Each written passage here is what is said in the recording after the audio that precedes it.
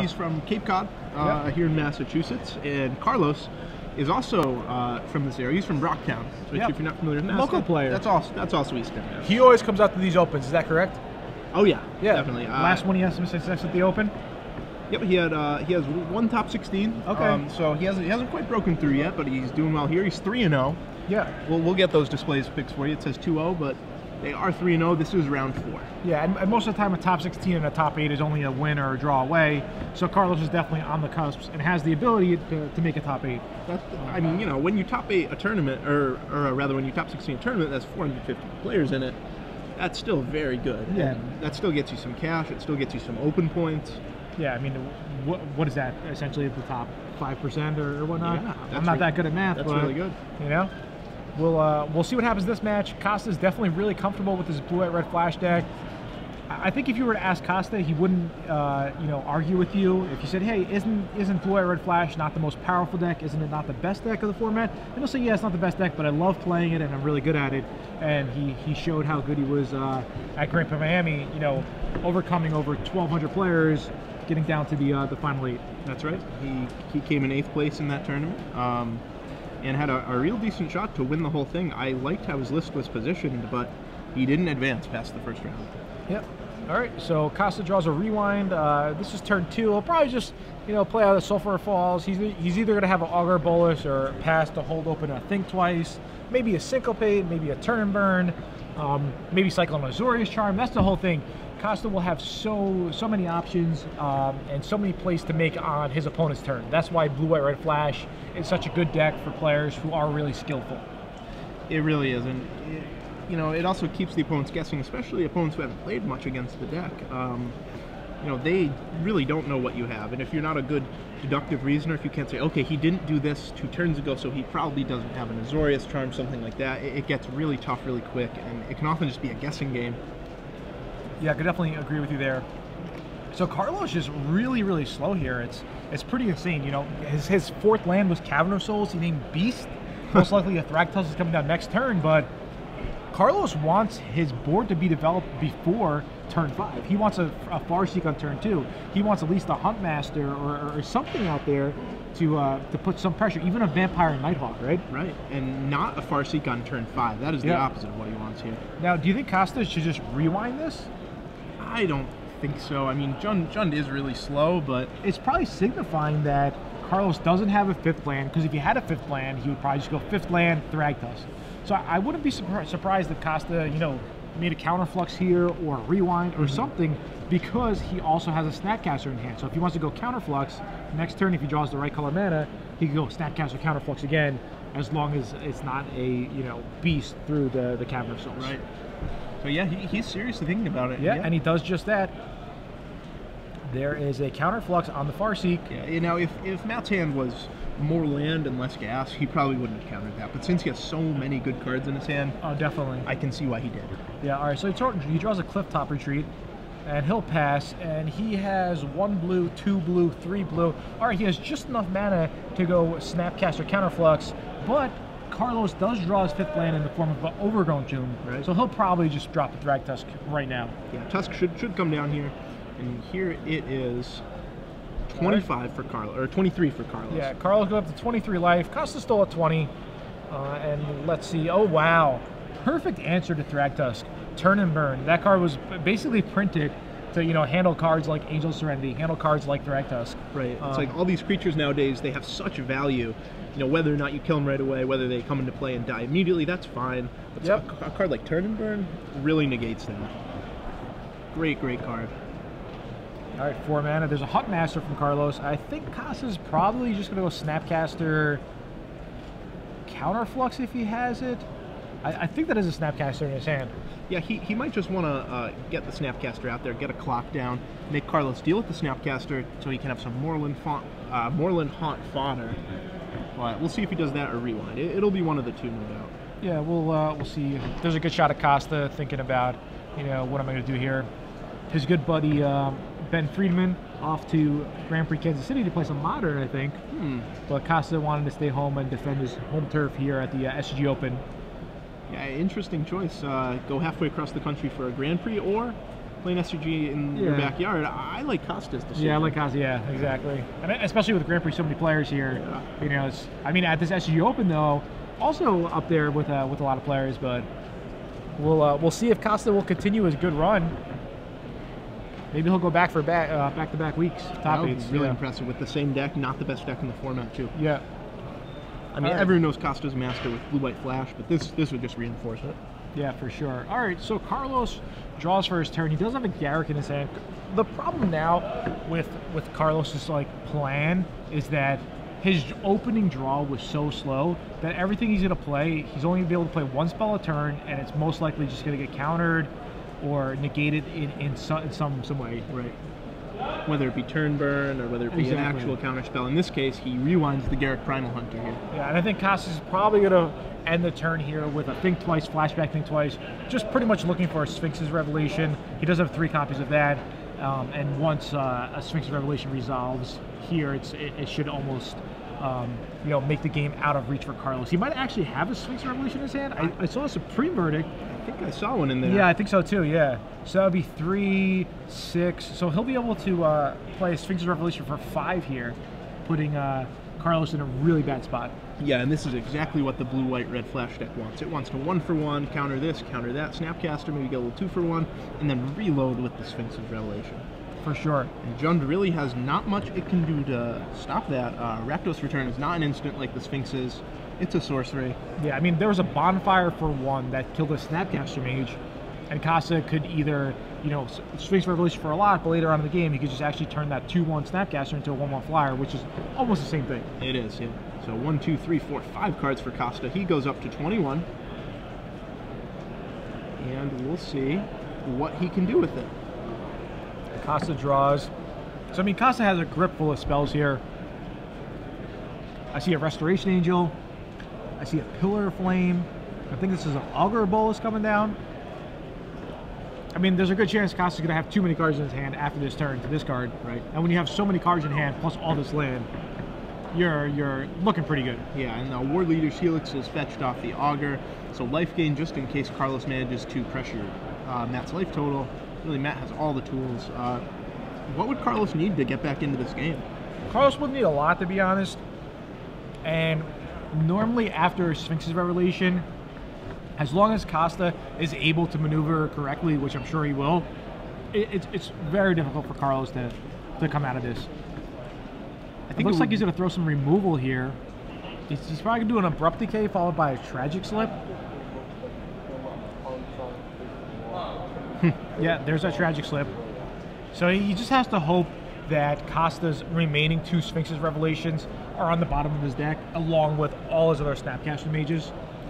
Because all Costa has to do is draw another Snapcaster Mage, Snapcaster Sphinx again, we'll find him another Sphinx, and with the War Leader's Helix, it's really difficult for Carlos to ever deal enough damage to pressure Costa's life total. Right. So Carlos does manage to take out both Matt's creatures. 2 spells deal with his 2 creatures, but Matt has a 1-1 flyer out of the deal as well. Yeah. And a grip full of spells. Yeah, I see a Counterflux, I see a couple of Pillar of Flames.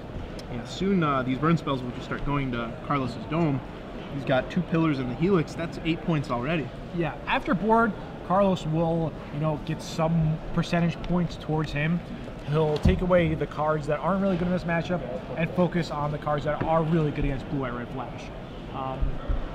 That is the problem with Jund. You have to draw the right half of your deck, and lots of times you don't draw the right half of your deck and you lose because of it. Right, it's kind of like we were talking about earlier, like these rock decks of old. It's like, well, they have so much removal, and if you draw 3 removal spells against the aggro deck, you'll win. If you draw 3 of your discard spells against the control deck, you'll probably win. Sure, and the removal here for Carlos is very bad against the Moorland Haunt.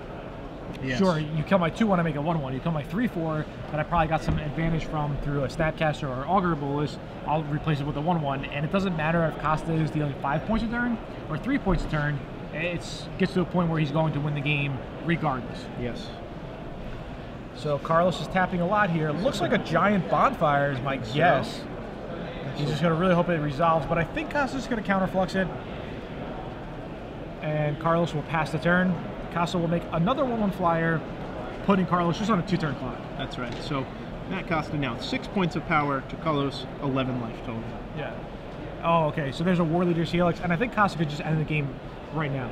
the Snapcaster Mage or the 2 Pillars of Flame in his hand. Either would do it. And he'll just show him one of the pillars, and that should be it. All right, so on to game 2. Costa really easily won that game. Carlos just had such a poor opening draw that I kind of wonder, what did he have? I think he had 2 Tragic Slips in the opener, which is good against so many decks in the format, but not Costa's. Yeah, that's my other question. I mean, if you're following Magic a lot, you know Costa just made top 8 at Grand Prix Miami. You know he played Blue Eye Red Flash. A good chance he's going to come with Blue Eye Red Flash again. Maybe you're going to have to mulligan the hand of multiple Tragic Slips versus the Flash deck. Yeah. Unfortunately for Jun, though, and Carlos's deck in particular, he has so many removal spells. He has 4 Bonfire, he has 2 Tragic Slip, 2 Putrefy, 2 Mizium Mortars, Pillar, Abrupt Decay. So he has a lot of removal. Yeah, well, he's going to definitely do a lot of sideboarding here. You know, he does have access to Slaughter Games, so he's going to bring in a Slaughter Games. That's definitely coming in. Veraska, I could see Veraska coming in. I think he's going to have so much dead cards. Underworld Connection, yes. Both Ground Seals, yes. All 3 Lilianas, yes. Yeah.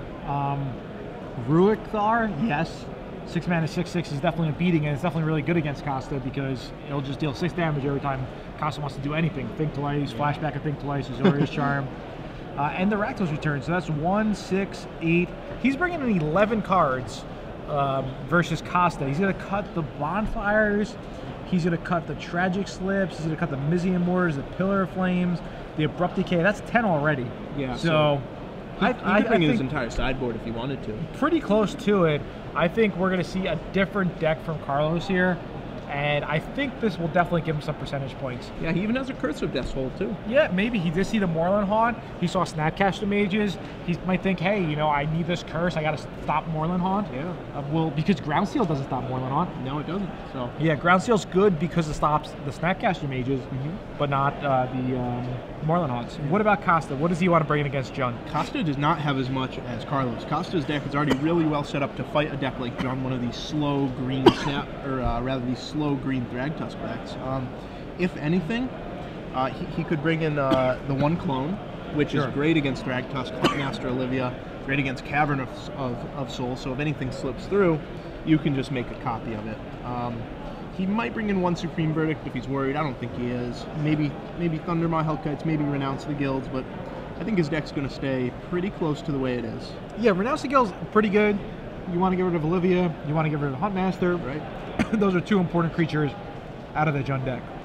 Yeah, he might bring in something like the Thundermaw Hellkite or the 1 Oblivion Ring just to deal with any Planeswalkers that the Jun decks have, because most Jun decks have like 2 or 3 Planeswalkers. Some play as many as 5, 6. Carlos will have 7 afterboard. So. Yeah. So Costa will be up a game. Carlos will be on the play, however. So maybe that will play a factor. And maybe will get the turn 2 Farseek draw that Jun really loves to have. Yeah, Farseek is the key. And you know, if you told me 2 years ago that Farseek would be one of the most important cards in Standard, well, I might not have believed you, but it's so great. It's the turn 2 play for all of these mid-range green decks. It's why Avacyn's Pilgrim is so strong. It's why Arbor Elf is so strong in the right decks. It's that the acceleration is so important in the Standard format. Yeah, definitely. So I'm excited to watch game 2. Costa is 3-0. Carlos also 3-0. So, you know, it is only round 4. But when you get to 4-0, 5-0, you start thinking, hey, you know, it's almost halfway through. I might be able to make top 8 of this really large tournament. And that's what you really want when you come. You want to have a good time. You want to make top 8. But if you don't make top 8, prizes go all the way down to top 64. That's right. You get some extra points. Try to, you know, bundle your points together, qualify for the Invitational, and you just pretty much have a good time. So we'll see. These guys taking a while to shuffle, sideboard and shuffle. They actually changed the rule now. It used to be you had 3 minutes to sideboard and shuffle and present, and now it comes down to the judge's discretion. Oh, really? Yep. That's a good change. Yeah, I think so too. Because, you know, especially say in between mulligans, an old cheesy tactic would be to say mulligan to 1 if you're up 1-0 and the clock's running out. But now, you know, if you're taking too long to shuffle, if you're trying to use the clock to your advantage, a la Saito maybe, the judge is going to step in. All right, so back to the match at hand. Costa's shuffling up. Looks like Carlos is ready to go. He's waiting. He's like, yep, I just want to play. And, you know, it normally favors the person who is up a game. the longer it goes, the more the player who lost will think about their loss. Like, I just want to play, I just want to get the even, I want to win, you know? Right. So we'll see a hand of a lot of Farseeks. It looks like double Farseek, and I do see a stomping ground. Quite a few lands. I think that's 3 lands, 2 Farseek, which isn't so bad. Yeah, it's pretty good, yeah. Most decks you don't really want 5 mana sources, but Jund is the opposite. Jund you want as many as possible. Yeah, I like this hand. All right, so we'll see how the game plays out. We're getting a lot of tweets in. This is pretty cool. So we'll see what happens. There's a Hollow Fountain from Costa, and I think it's just going to be okay. So he's paying life for the Overgrown Tomb, and he's going to Farseek. I think I saw a Kessig Wolf Run. Why would you pay 2 life here? Yeah, I'm not sure. Maybe Carlos wants to keep the Wolf Run secret for the turn he plays it and uses it. Maybe he figures the 2 life isn't a big deal in the matchup, but maybe he thinks about Liliana and he wants to just have double black, but he could just have double black the next turn anyway. Yeah, I'm not so sure. Yeah, it seems like you don't ever want to take damage if you don't have to. I believe that's a Kessig Wolf Run. Maybe we'll get another shot at his hand later on in the game to you know, actually finalize it, but that's what it looked like to me. Yeah, Carlos is playing 2 copies of Kessig Wolf Run. Yeah, you know, a lot of times you don't want to play your Kessig Wolf Run. You want it to be the very last land you play for the maximum surprise factor. But it's not like Costa's ever going to kill it. It's not like he's playing Acidic Slime or anything. Right. And the surprise factor, I don't think is that much relevant because it's not going to be Kessig Wolf Run to win that turn. It's going to be Kessig Wolf Run over multiple turns. You know, have a play here.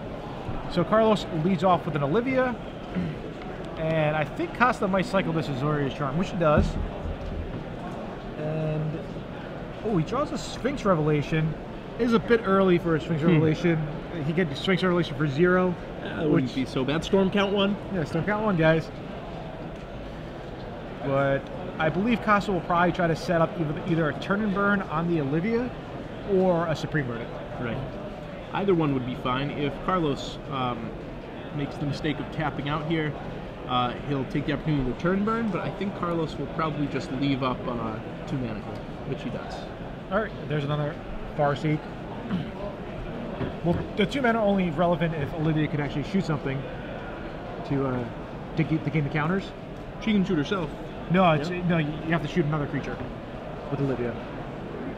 Yeah, we'll okay, Olivia. Yeah. Olivia with a tricky clause there. Yeah, I was thinking you could shoot your own creature to pump it, which you can, but not. Yeah, exactly. Yeah. So, for example, if Carlos had, say, a Hunt Master or a Wolf Token, he could do 1 to the Wolf Token, 1 to the Hunt Master, make it a 5/5. Something you see pretty often. Yeah. So, this would be pretty nice if Costa just had a War Leader's Helix right here.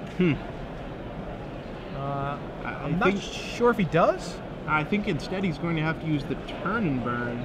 Not his favorite. He'd rather use turn and burn on Dragtusk. Just wait a turn? Does he? Yeah, I guess just wait a turn and then turn and burn. That would probably make the most sense. Yeah, I think so. All right, Olivia crashes in once again. I do see a gold card up. Oh, it's a Supreme Verdict. Okay. Matt Costa has access to 2 Supreme Verdicts after board, so not a card he's in love with, but still. What do you think's going on with Carlos? He doesn't use the Wolf Run, and he just keeps passing the turn. I'm not sure. As far as instants go, he could have a removal spell. He could have, really not too much. Putrefy, Abrupt Decay. Yeah, I mean, if you have nothing and you do have Wolf Run, why not just at least try? Right, force Matt's hand. Yeah. I think Carlos is playing scared, I would say, but I don't really know what he's scared of. Yeah. Maybe he doesn't know either. It's really intimidating playing against a deck that never taps out on its own turn. 4 mana open, 5 mana open, 6 mana open. Sure, and you don't want to make a play and say, oh my gosh, I could have just not done this, and I could have done this, and maybe I would have won the game. Yeah. So. I think he heard you. Yeah, well, he's going for something here. There's a Thragtusk. All right, so still yet to use the Wolf Run, but he's trying his luck with the Thragtusk here. Let's see if Costa decides to turn and burn that Thragtusk, which I think he probably will do. Yeah, I mean, he could Supreme Verdict both of them away, but then the very next turn what happens is the Beast gets Wolf Run for 5. Sure. All right, so there's a turn and burn. I think Carlos should shoot his Thragtusk here. Grow the Olivia up? Yeah. That's my guess. Make the Olivia 4/4 is better than nothing. And I think he's doing just that. So there'll be a counter placed on the Olivia. Thragtusk hits the bin. No beast token from the Thraktos because of the turn and burn. Turn turns the creature into an 0/1 with no abilities. Right. So looking pretty good for Costa once again. And Costa didn't do anything in this game. Costa did nothing.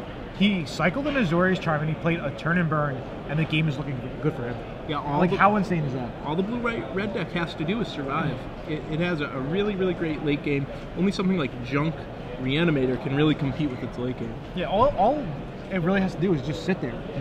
And if you're sitting there and you're not in single digits or you're not at 5 or 6 life, the game is technically looking good for you as long as you have cards in your hand, which Costa does. What do you think Costa should do here? You think he's going to go for an Azorius Charm? The Grimace makes me think that he's going to play a spell. Yeah, here we go. He realized he has to deal with that. Yeah, Costa's like, I don't want to play any spells. I just want to sit here, draw cards, lay lands. That's something you do in like a solitaire game when you're like sitting in front of your computer, waiting for a round on Moto to start. Right. So you just goldfish it out. Envision when you're going to Supreme Verdict. Envision when you're going to Sphinxes. Yeah, I think this is a good time for Liliana to come down. And I think that's what he's going to do. All right, there's a Liliana. And there is an Olivia. All right, I think I might have done it in reverse order, or I would have at least Liliana had both discard, then play Olivia, so you don't want to give your opponent extra information. Oh, he has an Olivia, then I'll save this creature removal spell. If that makes some sense there, you know? Oh, it definitely does. And I think I like leading with the Liliana, though, just because the Planeswalker is so much more important to get down, because Matt has so many fewer ways to kill that creature. Sure. I mean, on the other hand, though, if it's so important, why not play Olivia first and maybe bait out a counterspell and then drop the Liliana? It all depends what kind of counter Carlos thinks he has. If he has Syncopate, Liliana first is right. If he has Dissipate, Olivia first is right. So it's tough. Carlos has to play a guessing game. And some people do play Negate, Essence Scatters. Those are all counters in the format. Yeah. So Olivia's going to crash in.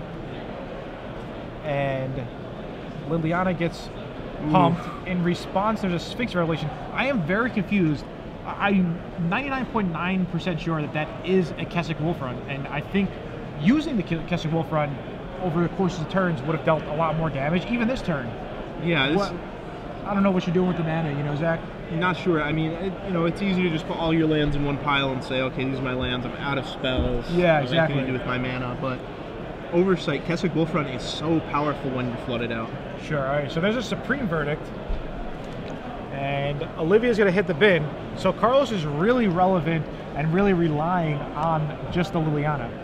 Yeah, which is up to 6. It is threatening the ultimate. But Costa's going to end step Restoration Angel, and boom, all of a sudden, that Liliana's not looking very good. Right. It'll go to 3. It'll go to 1 when Carlos activates the -2. Yeah. And I think he's going to have to activate the -2 here. Yeah. Carlos draws. Is it something good? He's reaching mana. It can't be that bad. Using the Wolf Run. Oh, Underworld Connections. That's pretty good. Okay, so Carlos, if that's one card that could help Carlos, get out of this situation, it's Underworld Connections. Now, I think I would use Underworld Connections on my turn before the Liliana to see what I get. Right. Because if you draw a kill spell, then you can plus Liliana. Yeah, you could go, okay, Mizzium Mortar, your Angel, plus to the 4. Right. I think Carlos, this game, he just made a few sequencing errors, just a few plays out of order. Yeah, which is understandable. You're on camera, you're 3-0, you're playing against Matt Costa with his, pet deck. Yeah. It's a scary matchup. Yeah, it definitely is. So Costa draws an Augur Bolus? Did I see that correctly? I think so. Yep, here it is. We'll see what he has in the top 3. You see Boros Reckoner, land, Renounce the Guilds. Okay. All right. So any Augur Bolus that hits is a good Augur Bolus automatically. Matt will take it. Yeah, Renounce the Guild's not the best, but it's better than nothing, right? Yep. All right, Liliana will hit the bin. Carlos will draw a card for his turn and most likely draw a second card from Underworld Connections. Do you think if Carlos left in a couple of bonfires, do you think he's thinking about, hey, maybe I'm going to pass the turn and then draw on Costa's turn to try to miracle a bonfire? I think he actually just did draw a bonfire. Did he? I think that was the card he drew last turn off his connections, I should say. So he has a bonfire, but he's not going to wait on the connections. He's just going to draw right now. Yep, he'll draw.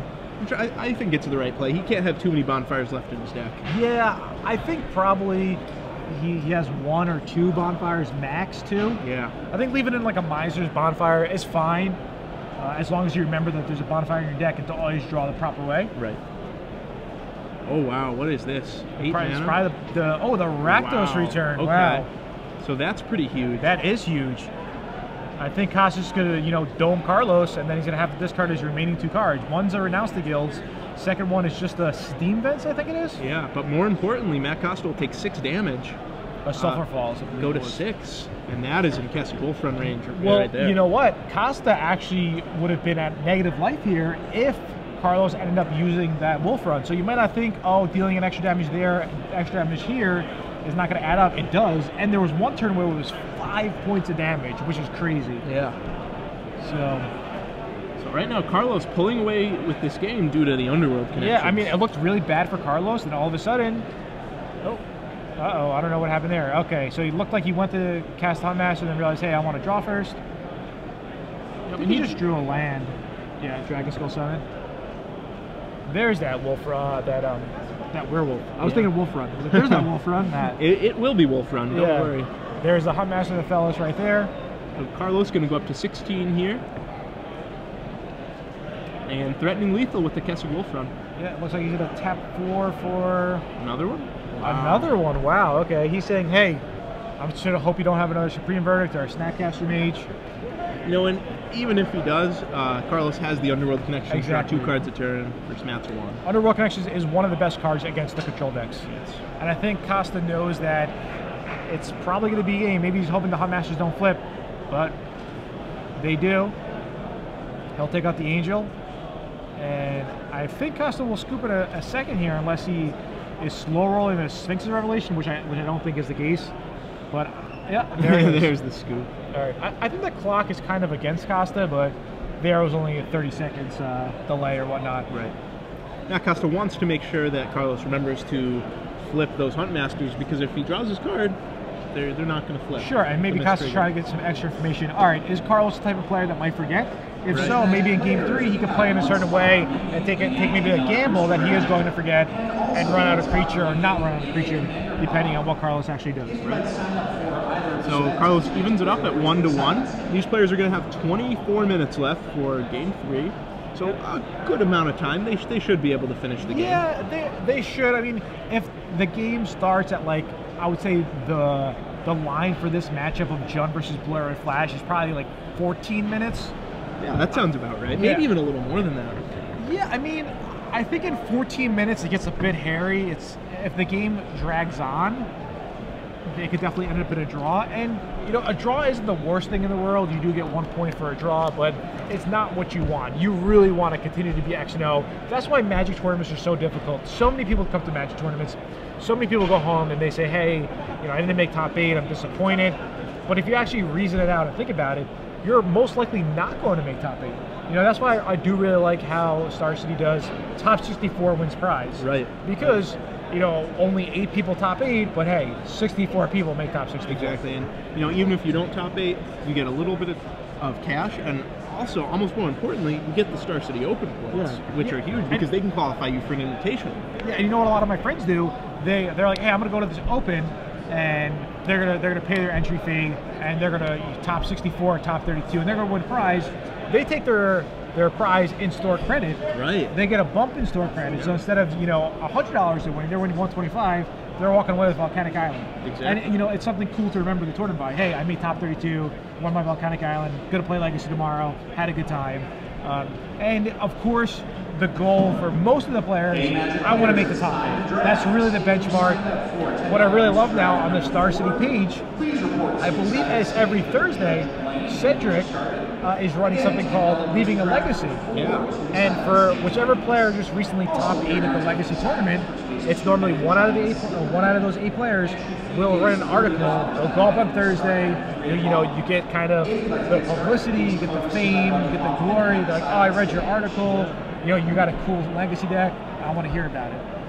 So it's more than just kind of winning a prize. It's kind of like the World Series of Poker, right? You might think, oh, it's crazy. We're comparing Star City Open to the World Series of Poker, which it is crazy. But at the World Series of Poker, if you win, it's not even about the money. It's just about, hey, you're the world champion. Exactly. You know, I have a bracelet. I have a trophy, a plaque. It's the same in both games. Yeah. So, you know, look about the Invitational. Last Invitational, Jerry T won. Jerry T, already a big name, you know, writer, great Magic player overall. All of a sudden, say it wasn't Jerry T. Maybe next time it's someone, you know, way less unknown. All of a sudden, he wins the Invitational. Yeah. You never know what's going to happen. Maybe Felicia Day will want to hang out with you. So, we'll... and you'll get your picture on a token. Yeah, on a token. So, let's say you were to win the Invitational that's in Somerset in 3 weeks, Somerset, New Jersey, and you win it. You're going to get a token of your choice. Jerry chose Merit Lage, the 2020 Flying Indestructible. You can choose anything. Yeah. What's the most popular token in Standard right now? Is it just a Beast token? Because of Thragtusk and Garrick? It's a Beast or 1/1 Spirit. Yeah, because of Lingering Souls. I think I would maybe want to be Geist Draft token. Oh, that's pretty good. But maybe not. You're only in combat for a second. Yeah, you're only in combat. Yeah, it's not much fun, right? Yeah, those would keep your tokens minty. You know, they wouldn't get damaged that way. Yeah. I would go for something really obscure. Okay. Like a 1/2 Fallen Empires, like Kelp token or something. Yeah, or the 0/1 like you said before. Yeah. All right. Or like an 0/1 Goat. So Costa's going to be on the play this game. He leads off with a Sulphur Falls. And all right, so just all M10 lands for Costa. Not what he really wants. You know, I do see a Syncopate in his hand. He would rather have an untapped land just in case Carlos did have a Farseek there. And Matt has to be breathing a sigh of relief that for sure, that didn't happen. So very slow hand from Matt, but Carlos is not going to punish him, it looks like. He has a pretty slow hand as well. Yeah, wow. Very, very slow. Lots of 4 drops. Yeah. Looks like he does have a third land, though, so we'll see if he plays anything off his third land drop. Shuffling through his cards. Something that a lot of players do, right? A lot of players shuffle their hand. Yeah. Someone like Osip Levinovich, his advice is to never shuffle your hand if you don't have to, because one time he actually just dropped his hand. And it's just, your opponent just sees everything, you know? Wow, look at this. Syncopate on Underworld Connections. Yeah. The most important card in the matchup dealt with by Matt Costa's 2 mana. Yep. And Costa just passes the turn. He's thinking of Counterflux now. And this is where Costa wants to be. He wants no board presence, and he wants counters in hand. Right. He has a Sphinx's Revelation. He just wants to make land drops, counter anything relevant, and refuel. Yep.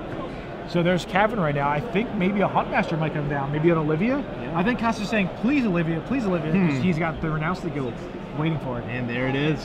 Yep. Wow. Ooh, he doesn't renounce the guilds. Interesting. Yeah. I wonder what his plan is for that Olivia. Yeah, what do you think? I don't know. Maybe he's trying to draw like a Wolf Run pump, or it's... I think that's a Renounce the Guild in his hand. It sure looks like it. But knowing Costa, he definitely has something up his sleeve, right? Right. He's probably okay with taking 3. Maybe he has a Supreme Verdict, wants to try and 2-for-1 Carlos. Sure. That could definitely make sense. Maybe he's trying to save that Renounce the Guilds for Rakdos Kirun later in the game as like a surprise. That would be a surprise. Yeah, it's like, surprise. I'm not sure what's happening there. So Thragtusk comes down for Carlos, and not sure what the Cavern's on. It looks like Vampire. Oh, it's Beast. No, it's Vampire. Okay. Yeah. I was wondering. I was teleprompter said Beast for a second. I was like, that's confusing. Why did the Counterflux go after the Thragtusk? Well, it can't be countered. Yeah, exactly. Yeah, that's why I was. So Matt, with plenty of lands, it looks like he did bring in at least 1 Thundermaw Hellkite. There it is in his hand. He realized that he needed ways to deal with the opponent's Planeswalkers. Sure. All right, Carlos draws for his turn. This has been a battle back and forth. Yeah, Carlos, he has to be feeling pretty good. He figures his Olivia. Matt doesn't have an answer. Yeah, I think he has a backup Olivia in his hand as well. He does. I think what he really wants here is something like a Rakdos Return, like just a Haymaker right here. Something that gets him card advantage, because he can have all the creatures he wants. Oh, is it a Rakdos Return? I think it is. Oh, wow. Look at that. So if Costa doesn't have anything here, he's going to have to take 6 damage to answer it. If he goes, okay, I have nothing, Supreme Verdict, he's taking 6. That's right. In response, he might be, oh wow, Sphinx's Revelation for 2. If you guys don't know what that card is, that's a Rurik Thar, the Unbound. 6 mana, 6/6. Yeah. Vigilance, Reach, has to attack each turn. If you play a non-creature spell, what's happening, Zach? It looks like Matt Costa takes 6 if he plays a non-creature spell. All right, so this is Supreme Verdict. As long as Carlos remembers the trigger. Okay, that was close. That was close, right? Yeah. So Costa's going to 10, I think it is. He gained 2 from the Sphinx of Revelation, -6. He's down to 10. yeah, and still with the Renounce the Guild, so This would be a perfect time for a Rakdos return. Yeah, For wow. everything but 1 extra, because it looks like Costa has a single fade in his hand. So just such a crazy game. Looks like just Olivia, and oh wow, I see. Carlos doesn't have the triple green to play either of the Garricks in his hand. Oh wow, yeah, it's just stuck on 2 green. And there's the Renounce the Guilds. Costa set this up perfectly. That's right. Yeah, Costa said, you know what, I'll take some damage from the first Olivia because I'm going to get you with the Renounce the Guild later in the game when it really matters. Yeah, and you know, it's plays like that really show you how good Costa is. I think 95+% of players would have renounced the Guilds. I would have played the Renounce the Guilds right there. Yeah. Now Costa just so good, and he's showing us why. Yeah, and now Costa with a giant threat, 5/5 flying in the form of the Thundermaw Hellkite. Carlos is going to need something here. He's either going to need, oh, he did draw the green land. Okay, that's a start. Yeah, do you think it's enough though? It'll make Costa have an answer. I don't know. Yeah, I think Carlos knows it. He's going to have to, ooh, there's a Putrefy, okay. all right. Well, he's right back in it then. All Costa has is a syncopate a land. And Carlos still is holding on to that Garrick, correct? I think 2 Garricks. So wow, Matt is going to have to draw something right here. Yeah, this game is just crazy. Yeah, this whole match was pretty intense. I'm really surprised that Carlos is in this game. Matt Costa had a great draw. He did, yeah, and Matt Costa played it really well. Yeah, it was really the Rurik Thar forced Matt's hand, dealt him a bunch of damage when it went out, and oh yeah, here we go. Here's the Garrick. There's a Garrick. Now, do you think Costa playing Sphinx of Revelation for 2, did you like that play? Or did you want him to hold it until after he dealt with the Rurik Thar? I don't think he had the Supreme Verdict yet, so... no, I think he did. Oh, he did? Then no, I don't. Yeah, I guess we'll talk to Costa about it after the game. Just because Costa is such a well-respected player, such a thoughtful player, right, that there's definitely reasons behind his actions. So think twice on the front end. Going to draw Matt Costa into a land. I think War Leader's Helix in his hand. Yeah.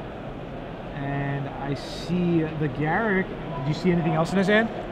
I can't quite tell. I doubt it's better than Garrick, though. He's probably just going to slam that. Yeah, I think at this point you can't play around counterspells, really. Oh, okay. Oh, Huntmaster. He goes for the Huntmaster. Okay. Sandbagging the Garrick for a little while longer. I think he just wants to make sure Matt Costa has no more counters. Yeah, there's a Think Twice flashback.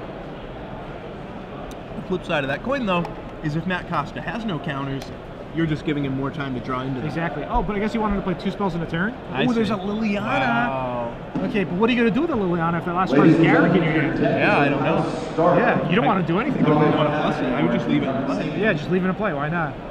I would never pitch that Garrick. Yeah, Garrick is the most powerful card in this matchup, besides maybe Rakdos Return. Yeah, Garrick is the card that Carlos could get so much card advantage from. You know, if it's Garrick, Thragtusk, draw 5, it's your own Sphinx's Revelation. Right. Now, Matt has so many forms of card advantage that any one individual one, not that big of a deal. That's why he fired off the Revelation for 2 earlier, because he has so many forms of card advantage in his deck. But Carlos, he only has a few. So he has to really make sure that he makes the most of it. And the whole thing is, Liliana this late in the game is not even that impressive. Right. Because even if he were to ultimate it, what would it do? Kill 5 of his lands? Costa will still have 6 lands or something? Yeah, it doesn't matter. Costa will still have enough to make do. All right, so it looks like Carlos is looking at Costa's graveyard. Now, I think it's really fortunate for Carlos that Costa doesn't have the Moorland Hawk. Because the Moorland Hawk could be annoying. You know, there is a Thundermaw in the graveyard if you draw Snapcaster. All right, War Leader's Helix on the Master. He looks like he doesn't care about Liliana. He'll go to 14. Yeah, I wouldn't care. Oh, is that a Thundermaw? Oh, wow. that makes sense. Yeah, just take out that Liliana. Right. Leave your opponent with only a wolf token. All right, Carlos is really looking for another removal spell here. Maybe a Putrefy. Maybe a Bonfire that he might have left in. Yeah, I think he'll have to settle for... I think he drew a Rakdos Return. Wow. What is he going to do? So Costa's on 14. I can attack you down to 12. I think Carlos cannot play around the Restoration Angel or anything at this point. He just has to swing in. You know, Matt Costa with 1 card in hand, you just have to go for it here. All right, so Costa's on 12. I think you play Garrick and make a Beast. So now all of a sudden, if Costa wants to swing with a Thundermaw to take care of the Garrick, which he wants to do, Carlos could swing back for 5, put Costa at a low life total. Yeah, and really threaten with some direct damage there. I think that card in his hand is a Rakdos Return as well. It's not a land, I know that. Yeah, it looked like a gold card, and it didn't look like a Putrefy, so only a couple of cards that it could really be. So Costa untaps, really needs a spell here. The card in his hand previous was Island. We'll see what he drew this turn. All right. Oh, Sacred Foundry. Wow. Wow. This game's now back in Carlos's favor, I think.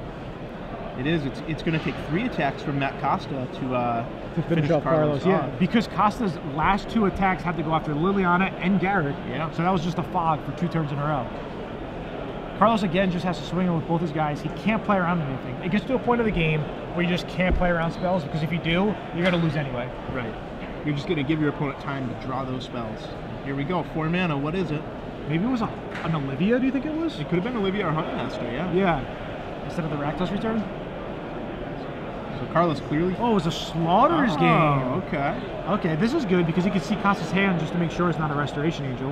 Yeah, we'll figure out what he named. Yeah, in a second. Sphinx's Revelation, maybe? Maybe Restoration? Yeah, I think Sphinx's Revelation is the way to go. Yeah. Just because if you draw Sphinx's Revelation, it's over. Right. You know? And now we'll see if Carlos remembers to take the Sphinxes out of Matt Costa's graveyard, which is super important because of Snapcaster. Mage, yep. Costa with 3 copies of Snapcaster Mage in his deck. He might have trimmed on Snapcaster Mage. What do you think of that? Because of Ground Sale? Yeah, I bet he did. Yeah. So yeah, I don't think Carlos is going to see the Sphinxes in the graveyard, or more likely realize that he has to point it out. Yeah, we'll find out in a second. It could be irrelevant, I guess, if Costa has no Snapcaster Mages left in his deck. Right. There's nothing that Costa will interact with his graveyard that counts as an instant or sorcery. There's no delve or anything. Oh, wow. A Liliana? Carlos is just drawing very well here. I think Costa is going to ask a judge, does he have to remove the Sphinx Revelation from the graveyard? That's probably the loose question. He wants to make sure right now before the game goes any further. Yeah, exactly. Yeah, Costa, super honest player. One of the players that you don't want to play against because he's so good, but you want to play against him because he's such a nice opponent, and definitely great for the game. But Carlos had an insane draw this game. He really did. He's stopped at 7 lands. He hasn't drawn any more than that, and really the game is still close. It is, but with that Liliana, it's now Carlos's favor by a lot, I would say. Right. Costa's really going to need to draw something. Imagine Costa does draw the Snapcaster Mage. How insane would that be? Yeah, that would be it right there. Yeah. Would you do a lap around the room? I might. Come high-five us. And... All right. I think they're wondering, hey, did you shuffle my deck? Oh, ooh, another island. That is brutal. Matt Costa just really flooding out this game. He's going to have one more turn. Yeah, pretty much one more turn. Costa should be on 7. We'll update for you that in a second. 7 going to 2? Yeah, I believe it's 7 going to 2. It looks like Costa will pitch an island here. All right. Costa's down to 2, I believe. He draws. Ooh, an Augur. Great. Okay. It can't find a Sphinx Revelation. Could find a Supreme Verdict. Yeah, it's a start. Yeah. 1, 2, 3. Think twice, we see. Okay. Oh, there was a Snapcaster. Snapcaster. That's so sick. All right. He's going to have the main phase of Think Twice just to try to draw the Supreme Verdict. Wow, another land. Another land. Last chance. Supreme Verdict. Let's Matt Costa needs it. Ooh, Azorius Charm. Okay. Yeah, pass the turn, block the wolf, kill the beast. But Carlos will probably... Do you think Carlos will get a Liliana away the Augur? Yeah, it depends whether Carlos wants to lose his Liliana just to do that. We'll see. Yeah, we'll see how the game plays out. Really exciting game. Yeah, and would you try to make him sack the Augur here or no? I don't know. That's so tough. It is tough, right? I'm so biased because I know what Matt Costa has right now. You don't want to lose a Liliana, but he just plays the Blood Crypt. I think it looks like he wants to +1 this Liliana. Yeah, I think he's going to plus it. Yeah, because he plays the Blood Crypt. He's going to give Costa one more turn here. Costa's playing to all his outs. This is so exciting. All right, block it. Whoa! Oh, wow. If Costa top decks here, the game could just shift into Costa's favor now. There's so many cards he can draw. Yeah, there really is. He can draw Thundermaw, Hellkite. He can draw Snapcaster, any removal spell. Restoration Angel. Yeah. What is it? He just passes the turn. Okay, so it's an instant or a land. Yeah. I think Carlos is now going to go for the sack. Yep, he has to. No, I don't think Costa has it. But no, it didn't look like it. We're not sure. Costa surprised us before. Bonfire? Rakdos return. And that's going to be the game. Yeah. All right, wow. Wow. Oh, man, great game. What a game. Carlos, match. yeah, wow, that was a great match, to be honest. Carlos ended up defeating Matt Costa. Matt Costa was up a game. This took almost the whole round. I'm exhausted. Look at your prediction. That game started at 21 minutes. 14 minutes go by. Yeah, it would have been no time.